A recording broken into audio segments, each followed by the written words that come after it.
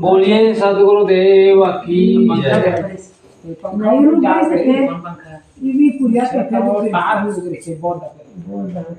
बोलिए सदगुरुदेव की जय। सदगुरु कबीर साहब का बीजक में एक पद है, संतों घर में झगड़ा भारी।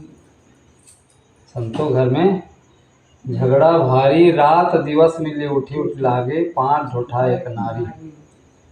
न्यारो न्यारो भोजन चाहे, पांचों अधिक स्वादी, कोई काहू का हटा न माने, आपो ही आप मुरादी। दुर्मति के दुहागिन मेटे, डोटे चाप चपेरे। अब का है जी, कहें कबीर सोई जन मेरा, जो घर किराए निबेरे। आइए इस पर विचार करते हैं। सदगुरु कबीर साहब कहते हैं, संतों घर में झगड़ा भारी।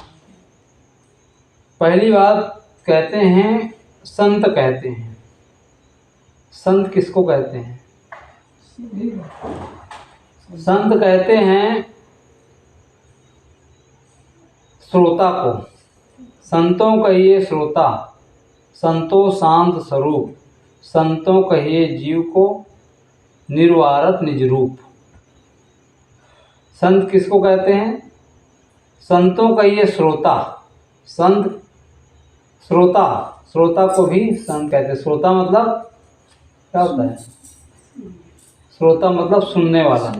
एक होता है श्रोता, एक होता है सरोता।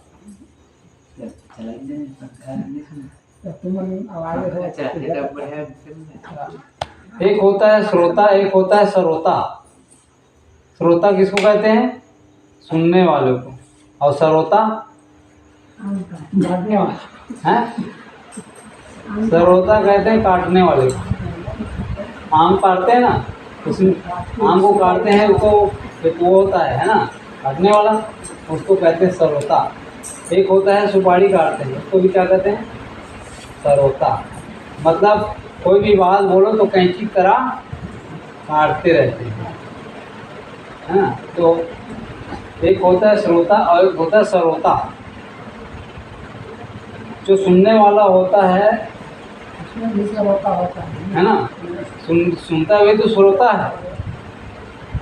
और जो व्यक्ति केवल दिमाग लड़ाता रहता है, काटता रहता है, वो जीवन में कुछ भी नहीं पाता है नहीं।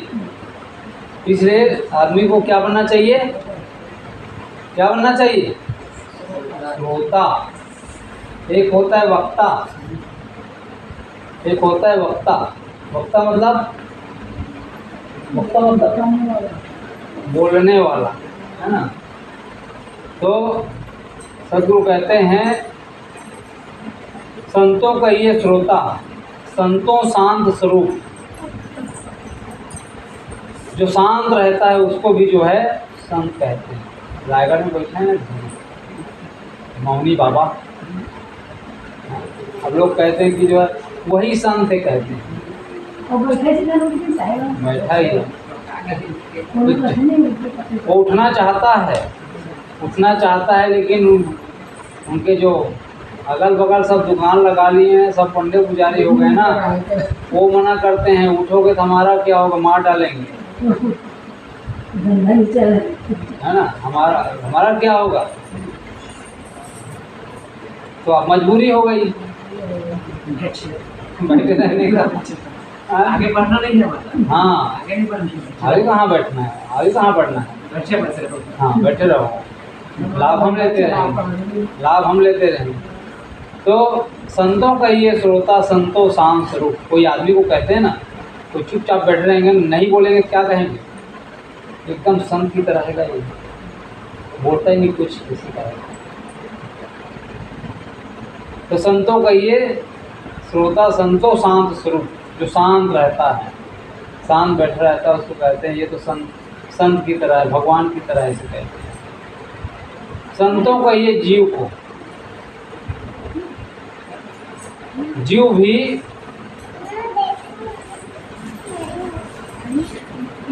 संत है। संत के लक्षण उसमें है ना, जीव। और निर्वारक निज रूप। लेकिन असली संत कौन है? जो अपने स्वरूप का निर्वाह करता है, अपने चेतन को जो जान करके उसमें स्थित होता है, वही असली संत है। तो सतगुरु कबीर साहब कहते हैं, संतों कहिए संतों घर में झगड़ा भारी। संतों घर में झगड़ा भारी। कौन सा घर में? बड़ा भारी झगड़ा हो रहा है। झगड़ा केवल आज नहीं हो रहा है, ये झगड़ा जो है सदैव से है। कबीर साहब के ज़माने में भी थे, उसके पहले भी थे और आज भी है। और कबीर साहब ने बाहर के झगड़ा को देखा। हर घर में झगड़ा है, हर घर में युद्ध छिड़ा हुआ है, हर घर में महाभारत फैला हुआ है। घरों घर में कोई घर ऐसा कोई महल नहीं सुना, कोई महल सुना नहीं है, इससे अछूता नहीं। तो झगड़ा, सतगुरु कबीर साहब की झगड़े की बात करते हैं। सतगुरु कबीर बाहर की झगड़े की बात नहीं कर रहे हैं, भीतर के झगड़ा। भीतर कहाँ झगड़ा है? चीर फाड़ डालोगे मिलेगा? कहाँ मिलेगा? झगड़ा कहाँ है? मन है ना, मन में है झगड़ा। शरीर के कोई अंग को काट डालो, कुछ भी कर डालो, कहाँ मिलेगा झगड़ा? कहीं नहीं, मन में है झगड़ा। उसी को सतगुरु कबीर साहब कहते हैं, संतों घर में झगड़ा भारी। कौन से घर? भीतर। झगड़ा कहाँ से आता है? झगड़ा भीतर में थोड़ी है, बाहर के झगड़ा से ही हम फिर सोचने लग जाते हैं अपने मन में, उसको आरोपित कर लेते हैं बाहर के झगड़ा को। जैसे कोई पत्नी है या पति है, पति आया ड्यूटी से, सुनना तुम्हारे लिए बोल रहा हूँ, पति आया ड्यूटी से, हाँ, और आने के बाद क्योंकि उनके जो बड़े, उनसे जो सीनियर होते हैं ना, सीनियर लोग डांटते हैं, ये काम नहीं किए, वो काम नहीं किए, तो उसके सामने कुछ बोल नहीं सकते ना। लेकिन जब वहाँ से आएंगे तो किस पर उतारते हैं? किस पर उतारते हैं? अपने गरम को। वहाँ तो झोंक लिया, लेकिन जब घर में आते हैं तब क्या करते हैं? पत्नी पर उतारते हैं उस बात को। मैं आपकी बात नहीं कर रहा हूँ भाई, मेरे को कह रहा है करके नहीं कहना, है ना। तो उस बात को कहाँ उतारता है? पत्नी पर उतारता है। अब वहाँ क्या होता है फिर? बाहर के झगड़ा कहाँ चला जाता है? भीतर चला जाता है, और वो झगड़ा फिर पूरे घर में मचाता है, एकदम धूम मचाता है। और पूरे उससे क्या होता है? पूरे घर परिवार में अशांति फैल जाती है। झगड़ा बाहर का, पति ने कहा कि जो है चाय बना के ले आओ, अब चाय बनाने में देरी हो गई, इतने में महाभारत खड़ा हो गया। तो बाहर के झगड़ा से ही भीतर का झगड़ा पैदा होता है। पत्नी ने कुछ कह दिया, हैं? कहते हैं कि जो है पति पत्नी दोनों अच्छे थे, पति पत्नी में अच्छा बनता था। एक दिन क्या हुआ, जो पड़ोसी होते हैं ना, पड़ोसी लोग जो है वो लोग अच्छा बनते हुए को देखता नहीं है, तो लोग क्या करते हैं? वो लोग जो है आग लगा देते हैं ताकि हम लोग आनंद लें, मज़ा लेने के लिए। तो क्या करते हैं? पत्नी को कुछ बोल दिए कि तुम्हारे पति तो ऐसे हैं, पत्नी को कह दिए, पति को कह दिए, है ना, दोनों को आपस में लड़ा दिए, तुम्हारे पति ऐसे हैं। तुम्हारे संदेह पैदा जब हो जाता है ना, संदेह जब हो जाता है तो आदमी वो अविश्वास हो जाता है। अविश्वास की बात कर रहे थे ना कल, है? अविश्वास पैदा हो जाता है आदमी को। अब जब अविश्वास पैदा हो जाता है तो उसकी बात पर जो है यकीन नहीं होता है।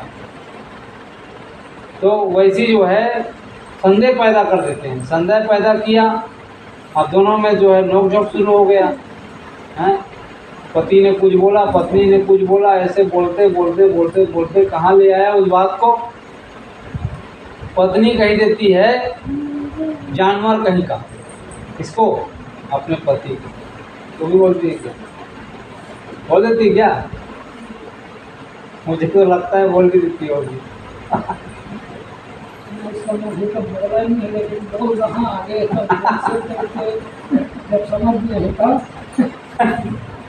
तो जो है पत्नी बोलती है जानवर कहीं का, बोल देती है। अब इतना बोल दिया तो पति जो है पति ने सोचा कि जो है इससे ज़्यादा हो जाएगा, खतरनाक पैदा हो जाएगा, खतरा हो जाएगा।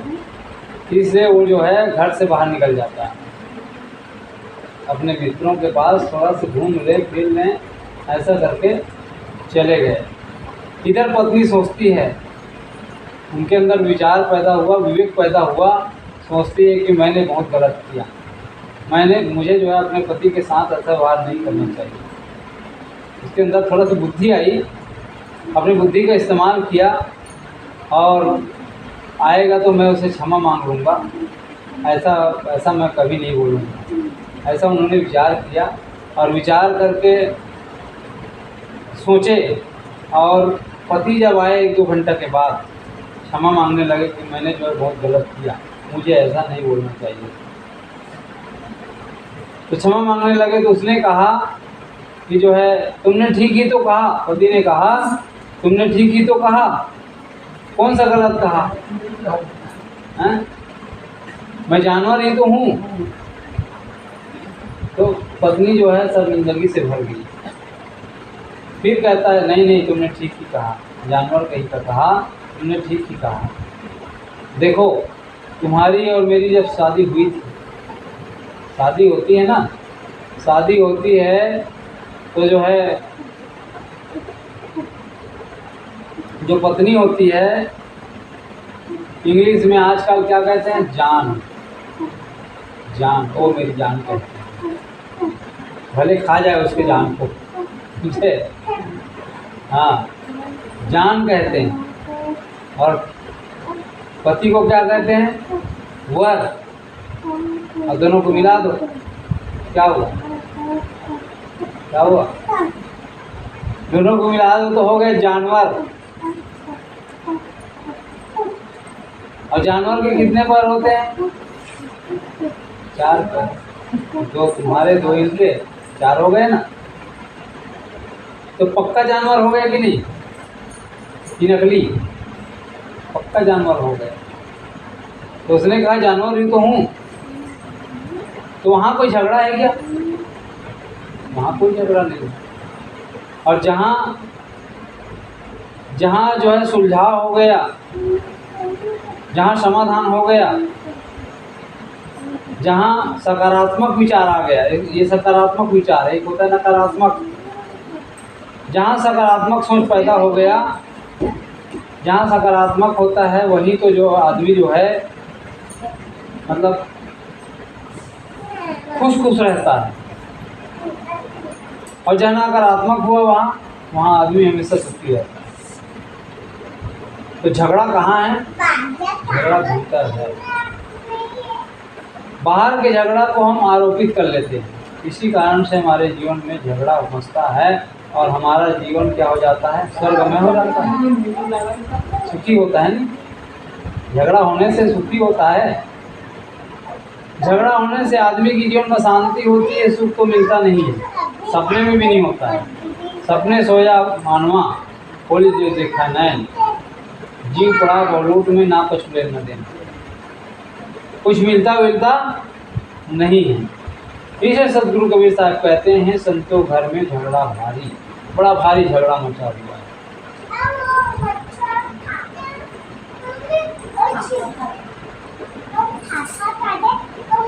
महाभारत जो युद्ध हुआ, महाभारत युद्ध 1-2 आदमी के कारण हुआ है। महाभारत जो है 1-2 व्यक्ति के कारण हुआ है। उसमें द्रौपदी द्रौपदी यदि नहीं कहती कि अंधे के अंधे होते हैं, तो लड़ाई होता था। पूरा महाभारत खड़ा हो गया है, पूरा उसमें जो है सभी लोग कट के मर गए आपस में, केवल एक शब्द। इसीलिए कहते हैं एक शब्द औषध करे, एक शब्द करे घाव। एक शब्द औषधि का काम करता है और एक शब्द जो है घाव का काम करता है। पीछे औषध पैदा करना है कि जहर?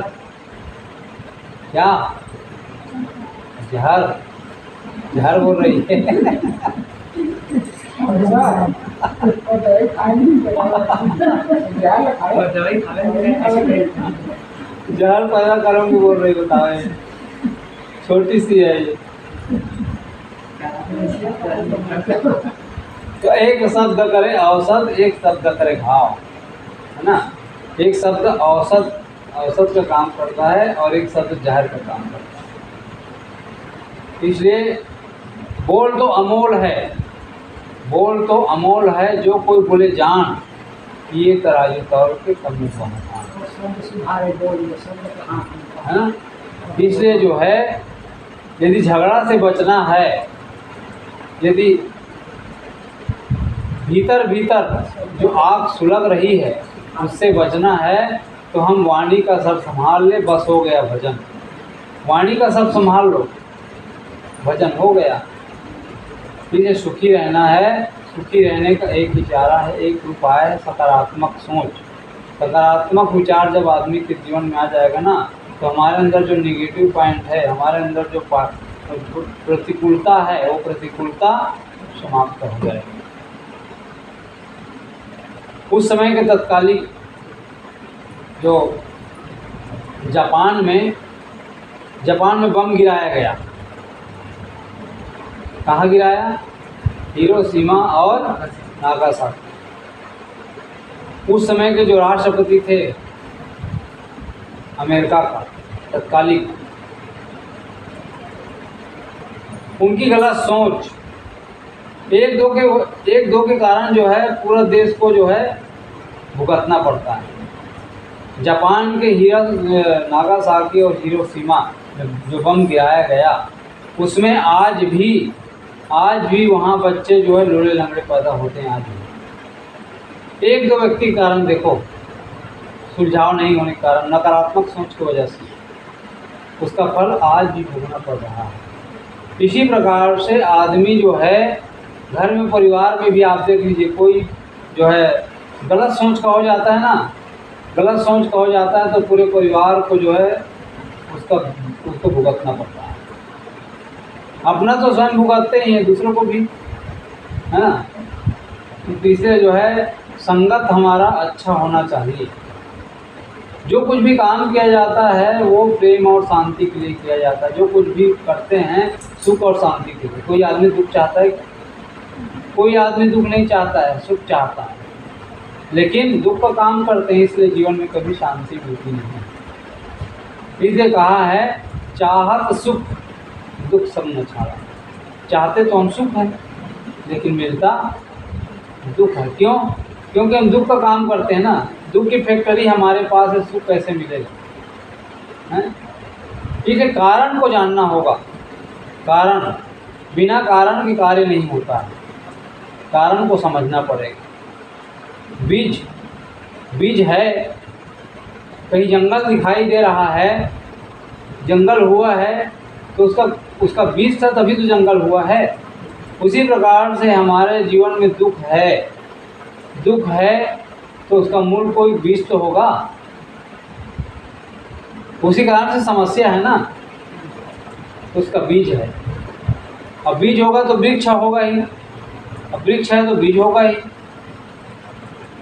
तो समाधान, उसका हम समाधान ढूंढने की कोशिश नहीं करते कि दुख कहाँ से हो रहा है। उसी बात को भगवान कृष्ण से अर्जुन ने कहा कि भगवान इस दुख का कारण क्या है, दुख का मूल कारण क्या है। तो भगवान श्री कृष्ण ने कहा था कि हमारा जो है मन, हमारा गलत विचार, गलत चिंतन, गलत सोच, चित्त की चंचलता, और भोग मतलब मेरे को मिले। ये जब भावना आदमी के अंदर हो जाती है ना, तो वो आदमी जो है सुखी नहीं हो सकता, हमेशा व्यक्ति दुखी रहता है। इसलिए आदमी के अंदर जो है सर्वहिताय की भावना होनी चाहिए। हमारा अंदर जो एकदम पवित्र होना चाहिए। पवित्र मन से ईश्वर की प्राप्ति होती है। इसलिए रामायण में कहा गया है कि जो है निर्मल मंजन सो मोहि पावा, मोहि कपट छल छुप न भावा। जिसका मन निर्मल होता है वही जो है उस भगवान को प्राप्त कर सकता है। तो उन्हीं का झगड़ा मिट सकता है। तो सतगुरु कबीर साहब कहते हैं, सबको घर में झगड़ा भारी। तो झगड़ा कहाँ होता है? झगड़ा घर में ही तो होता है। घर, ये जो ईटा पत्थर का बना है ना, इसको घर नहीं कहते, इसको घर कहते हैं। जैसे को मकान है, उद्घाटन जब होता है ना मकान का, जब मकान बनता है तो इसको क्या कहते हैं? मकान बना रहे हैं कहते हैं। मकान का नाम देते हैं, घर का नाम नहीं होता है। वो घर कब बनता है? जब आदमी रहने लगते हैं ना, तो उसको कहते हैं घर। आदमी ना रहे तो उसको क्या कहेंगे? मकान है। इस मकान को बेचना है कहते हैं। घर को बेचना है कहते क्या कोई है? घर नाम आदमी, जब आदमी रहने लगता है तो उसको जो घर बोला जाता है। तो ये ईटा सीमेंट का जो बना हुआ है ये मकान है, ये घर नहीं है। घर जहाँ लोग रहते हैं उसको घर कहते हैं। घर को स्वर्ग बनाना है। घर स्वर्ग कब बनेगा? जब आपस में सामंजस्य रहेगा, आपस में प्रेम रहेगा तब ना। इसलिए गोस्वामी तुलसीदास ने कहा है, जहाँ सुमति तहाँ संपत्ति नाना। जहाँ सुमति है वहीं संपत्ति का वास होता है, और जहाँ कुमति है, जहाँ कुमति वहाँ विपत्ति आती रहती है भाई। इसलिए सुमति से ही संपत्ति बढ़ती है। इसलिए आपस में सुनता, आपस में सलाह, आपस में प्रेम जब होता है तब आदमी का जीवन सुखी होता है, स्वर्गमय होता है। कहते हैं कि एक बार यमराज आए मिलने को, इससे एक बूढ़ी माँ से, और कहने लगे कि जो है हम तुमको स्वर्ग ले जाने के लिए आए कहते हैं। तो बूढ़ी कहती है कि मैं स्वर्ग तो जाना चाहती हूँ, लेकिन नर्क को भी देखना चाहती हूँ कहती है। स्वर्ग तो जाना ही है, लेकिन मुझे नर्क भी देखना है कहती है। तो उसने कहा तुम्हारे लिए केवल ऑर्डर है स्वर्ग के लिए, नर्क के लिए नहीं। उसने कहा मैं जो है नर्क को देखे बगैर मैं स्वर्ग नहीं जाऊंगी कहती है। वो भी जो है एकदम परेशान हो गया यमराज। अब फिर मानना पड़ा उसको, और स्वर्ग जाते हैं नर्क रास्ते से ही गुजर के जाते हैं। तो उसने चलो भाई दिखा देंगे, ले गए नर्क में ले गए ना। तो वहाँ देखा तो जो है वहाँ के लोग जो थे दुबले पतले थे, एकदम कमज़ोर एकदम।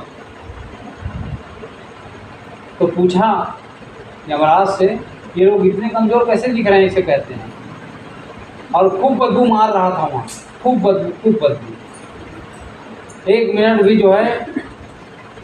रहना मुश्किल हो गया। तो उसने बताया कि यहाँ जो सुविधा स्वर्ग में है वही सुविधा नर्क में भी है कहते हैं। जो खाने पीने की चीज़ें, जो वस्तु स्वर्ग मिलती है, वो यहाँ भी वही चीज़ मिलता है सबको। तो बताया कि यहाँ एक बहुत बड़ा बर्तन है, उसमें खीर बनाया जाता है। हजारों लीटर का दूध से खीर बनता है। काजू किशमिश मेवे सब कुछ डालते हैं उसमें। और जब खाने की बारी होती है तो सब कोई लड़ते हैं, मैं पहले खाऊंगा। और लड़ते जो है कोई भी नहीं खा पाता है। आपस में सब जो है सब गिर जाता है, और ये उसी का बदबू है कहता है। है ना, ये उसी का बदबू है। और ये लोग इतने लड़ते हैं आपस में, इतने लड़ते हैं, इतना मारपीट होता है कि जो है सब दुबले पतले हो गए हैं कहते हैं। यही कारण है कहते हैं। तो उसी को गोस्वामी तुलसीदास ने कहा, जहाँ कुमति तहाँ विपत निधाना। वहीं तो विपत्ति है, वहीं तो लड़ाई है, वहीं तो झगड़ा है, वही नरक है। जहाँ सुबह सुबह लड़ाई होती है, सुबह सुबह झगड़ा होता है, उस घर को क्या कहते हैं? ये घर तो बड़ा स्वर्ग दिख रहा है कहते हैं। क्या कहते हैं? नरक हो गया कहते हैं। वहाँ कौवा भी टिकना नहीं चाहता है उस घर में। तो सदगुरु कहते हैं कि जो है संतों घर में झगड़ा भारी। आगे बढ़े तो स्वर्ग की ओर गए। दरवाजा खोले, देखे वहाँ के लोग बढ़िया प्रेम से शांति से रह रहे हैं, कोई झगड़ा नहीं, कुछ नहीं, आपस में प्रेम। तो जहाँ प्रेम है वही तो स्वर्ग है भाई। जहाँ अनासक्ति है वहीं मोक्ष है। तो प्रेम कहाँ है? प्रेम है आपस में सहयोग, आपस में प्रेम, एक दूसरे का सम्मान, एक दूसरे का जब आदमी समझता है वही उसी को स्वर्ग कहा जाता है। और जिस घर में रात दिन तू मैं हो रहा है, जहाँ विपत्ति है, जहाँ जो 36 का आंकड़ा है ना, वही तो दुख है। वहाँ के लोग कभी सुखी नहीं रह सकते, शांति से जीवन नहीं गुजर कर सकते। तो सदगुरु कहते हैं संतों घर में झगड़ा भारी। आदमी एक दूसरे की प्रशंसा नहीं करना चाहता है। पड़ोसी है ना, पड़ोसी क्या, पड़ोसी यदि विद्वान होगा ना, उसको कहेगा कि ये क्या विद्वान क्या है, वो तो गधा है कहता है। नकारात्मक विचार जब आदमी के जीवन में आता है, वो व्यक्ति कभी सुखी नहीं हो सकता। सुखी तब होता है जब आपस में आदमी एक दूसरे की प्रशंसा करता है। तो इस प्रशंसा करने को पैसा लगता है क्या? उसमें कोई पैसा नहीं है। लेकिन आदमी जो है इतना कंजूस है कि जो है अपने जीवन को बर्बाद कर देता है ना। तो संतों घर में झगड़ा भारी, बड़ा भारी झगड़ा है। रात दिवस मिले उठला के 5 होता है बना रहे।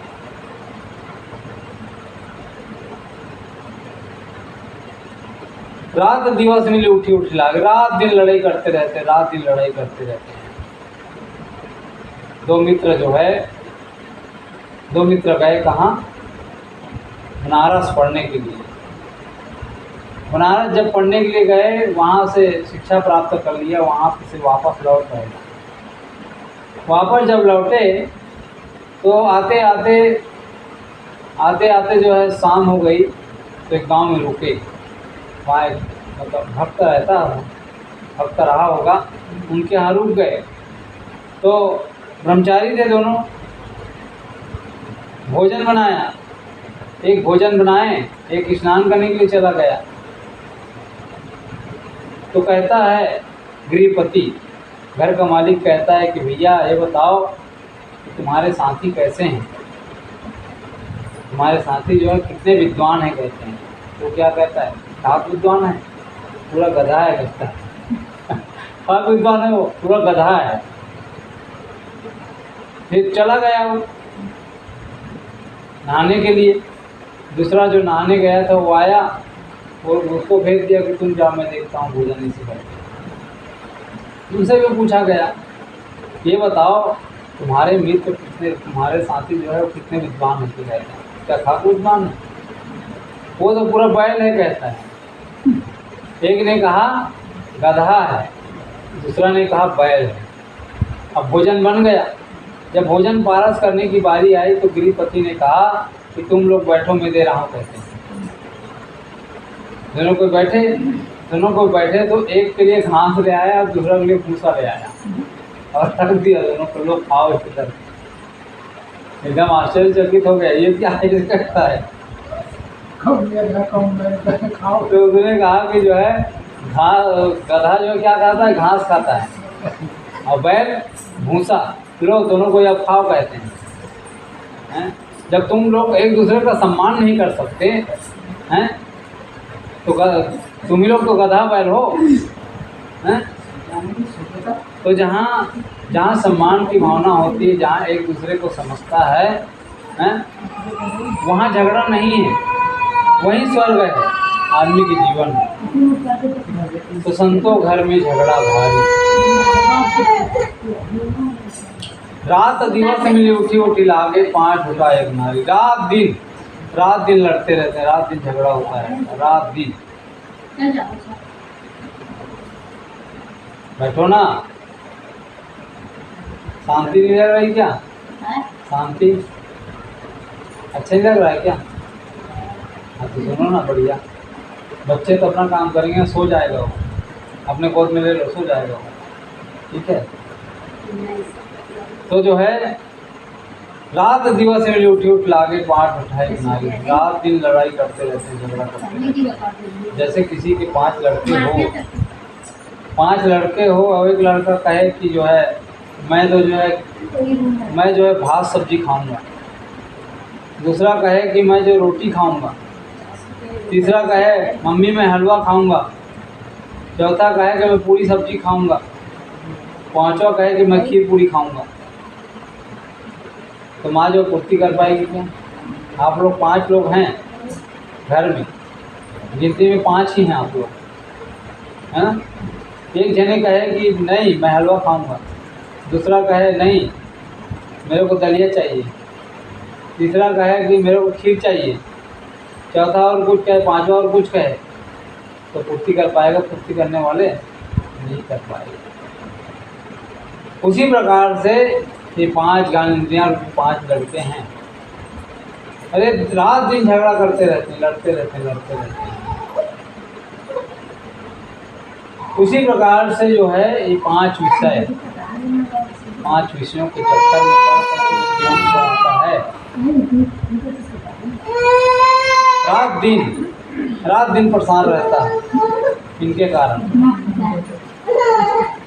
तो रात दिवस से भी उठी लागे, रात दिन उठ के लड़ते रहते हैं, रात दिन।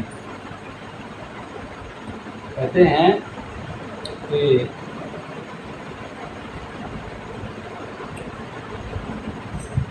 ये शरीर क्या है?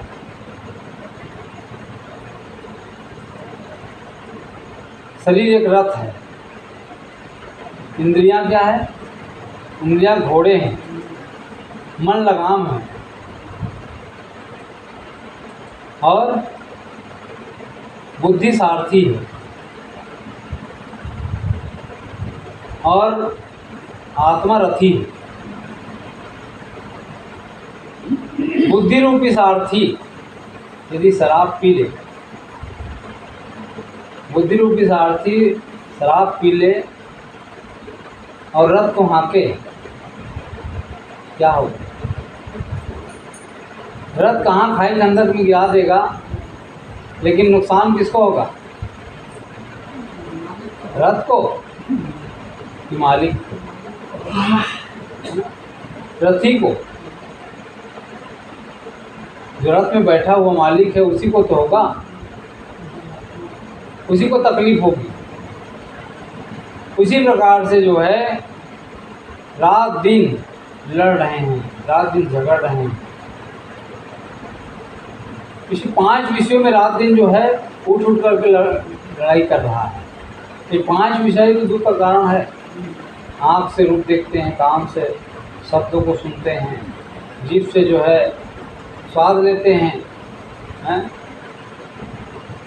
चाम से जो है स्पर्श करते हैं, आँख, कान, नाक, जीभ, चाम, ये 5 विषय है। अपने अपने विषयों में मस्त रहते हैं, अलग अलग चीज़ चाहते हैं। केवल आँख जो है देखती नहीं है, केवल हम आँख से ही देखते हैं, कान से भी देखते हैं, सुनना भी देखना है। अभी आप दरवाज़ा बंद कर दीजिए, दरवाज़ा बंद कर दीजिए, उधर से आवाज़ आएगा, इधर से आवाज़, जैसे आवाज़ आती है हम जो है देख लेते हैं कि कौन आदमी है। यहाँ है लेकिन हम देख लेते हैं कि आदमी कौन है, कौन बोल रहा है, कौन बोल रहा है, उसको देख लिए हम। कहाँ से देखें? कान से देख लिए हम। आवाज़ जब होती है ना, आवाज़ होती है तो आवाज़ के माध्यम से पूरा चित्र जो है हमारे दिमाग में आ जाता है कान से। चाम से भी हम देखते हैं। आँख से देखेंगे वो धोखा खा जाएगा। चाम जो है ना, चाम भी देखती है। स्पर्श जब करते हैं ना, आप कपड़ा लीजिए, कपड़ा की दुकान में चले जाइए, आप आँख से देख करके आप खरीदेंगे, धोखा खा जाओगे। खरीदते हो क्या? आँख से खरीदते हो जी? कपड़ा लेने के लिए जाते हो तो आँख से देखते हो? आँख से देखकर खरीदते हो क्या? आँख से देखकर नहीं लिया जाता है। पहले जो है हाथ से ऐसे नहीं, स्पर्श करके छू के देख लेता है, ये सॉफ्ट है कि कड़ा है, नरम है कि कड़ा है, इसको देख लेता है, तब आदमी लेता है। मतलब ये क्या है, इसमें आँख है। ये आँख काम नहीं करता है उस समय, ये आँख काम करता है कि नहीं? ये बात पहली बार सुन रहे हैं कि और सुने हैं? और सुने हैं? पहले सुने हैं साहब। पहली बार सुन रहे हैं ना?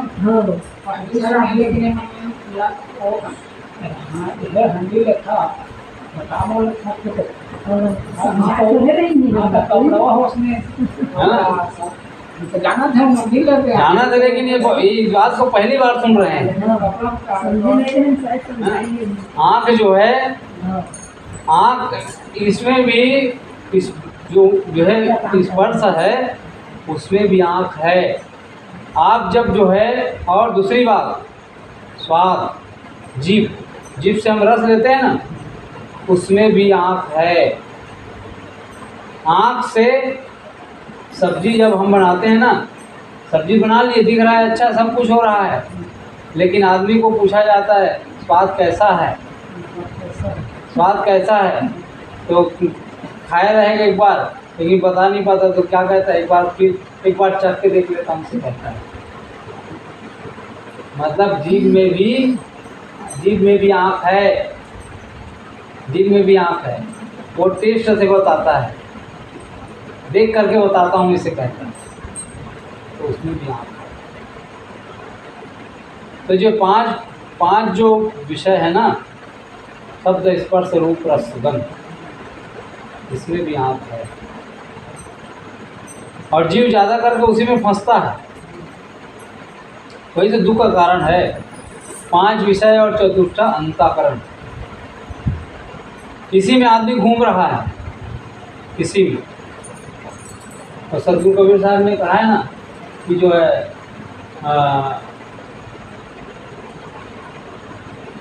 9 कोष, उसमें आया है शब्द, साखी में आया है 9 कोष के बारे में, है ना? कैसा है, याद है क्या? है ना? 9 कोष की यात्रा करते हैं, लेकिन 9 कोष कभी पूरा होता ही नहीं आदमी का। आपको कहीं जाना हो और पूछो कि अमुक गांव जाना है, तो बताए कि अरे भैया यहाँ से चले जाना, 9 कोस की दूरी पर है गांव, ऐसे कर। अब फिर जब 9 कोस पहुँच गए, फिर बताता है कि कितना दूर है भैया, कर पूछो, तो फिर कहता है वो ज़्यादा नहीं है, 9 कोस ही है, कहता है। पूरी ज़िंदगी बीत जाती है, 9 कोस कभी पूरा होता ही नहीं है। वो 9 कोस क्या है? 9 कोष है 5 ज्ञान इंद्रियाँ और चतुर्था अंतःकरण। उसी में आदमी उलझ करके उसी में मर जाता है, उससे उबर नहीं पाता है। तो सदगुरु कबीर साहब कहते हैं, रात दिवस मिले उठी रात दिन उठ के लड़ते रहते हैं, रात दिवस मिले उठी दे। 5 ढोठा एक नारी, ये 5 ढोठा है 5 ज्ञानेंद्रियाँ, और छठा है मन। 5 ढोठा एक नारी, नारी है ये मन। मर रूपी नारी। और ये नारी जो है, ये नारी क्या है? ये नारी माया रूपी नारी है। माया रूपी नारी तो भटका रही है।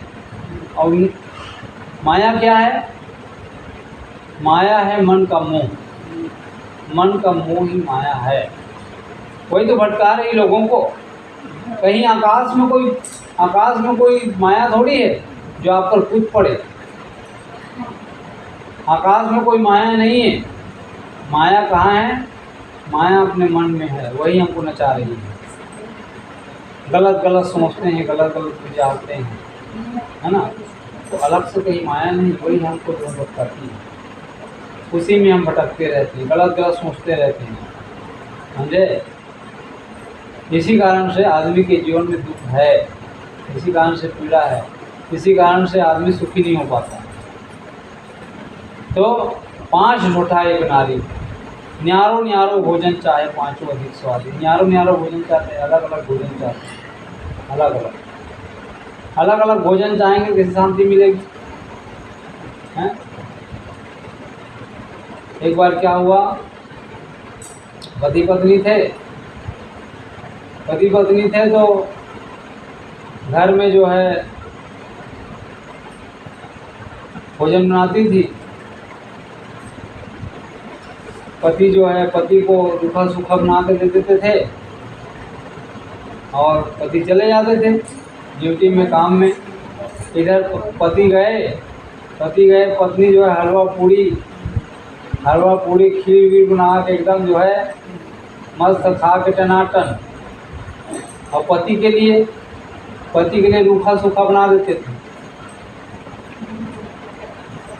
लोगों के द्वारा पता चला कि तुम्हारे जाने के बाद तो तुम्हारी पत्नी जो है एक से एक आइटम बनाती है, हाँ, एक से एक बना के खाती है, ऐसे करके। तो जब पता चला तो एक दिन क्या किए, ऑफिस जा रहा हूँ करके जल्दी से अपना खा लिए और चले गए। अब वो सोचती है कि जो है अब पति महाराज तो चले गए, अब मेरे को कोई फुर्सत हो गई, अब वो चले गए। अब बनाए अपना हलवा पूड़ी एवं त्यों। अब जब खाने को बैठी तो उसी समय जो है दरवाज़ा खटखटाए, क्या अंदर ही थे, छुप गए। वो पीछे से आगे से गए, पीछे से आके घुस गए। 2 दरवाज़ा होता ही, एक इधर का दरवाज़ा है, एक इधर का है। तो ऐसी जो है छत्तीसगढ़ में अक्सर 2 दरवाज़ा होता ही है, एक बाड़ी तरफ का, एक घर का। तो आके चुपचाप छुप गए। और उसके बाद जब खाने लगी तो कहती है जो है, हे पति महाराज, हे भगवान, हे मुसल के देवता, गपकाओं की ना गपकाओं कहते हैं, आज्ञा मांगे। तो पति जो है बाद में भी डंडा उठाया और मारने लगे उसको। धमकाऊं कि न धमकाऊं। तो जो है 5 झूठा एक नारी, न्यारो न्यारो भोजन चाहे पांचों अधिक स्वादी। कोई काहू कहता ना माना है, आपको ही आप मुरादी। कोई किसी का कहा नहीं मानता है, आपको ही आप मुरादी। अपने इच्छाओं को पूरी करने में लगा रहता है। जो व्यक्ति अपनी इच्छाओं की पूर्ति में लगता है, स्वार्थ में लगता है, वो व्यक्ति कभी सुखी नहीं हो सकता।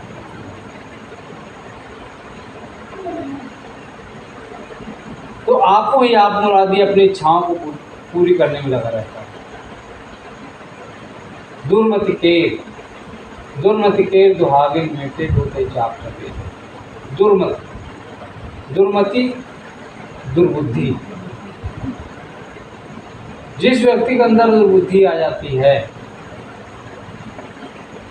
दुर्बुद्धि तो दुख का कारण है। दुर्बुद्धि आती है, एक दुर्बुद्धि आने से आदमी का पूरा जीवन बर्बाद हो जाता है। तो दुर्बुद्धि दुर्बुद्धिहीन आदमी तो जो गलत गलत चीज़ों को खाता है, गलत सोच रखता है, गलत विचारता है, मांस खाता है, शराब पीता है, नाना प्रकार का नशा करता है, और वही दुख का कारण है दुर्बुद्धि। इसलिए सदगुरु कबीर साहब कहते हैं सकलो दुर्मति दूर करो।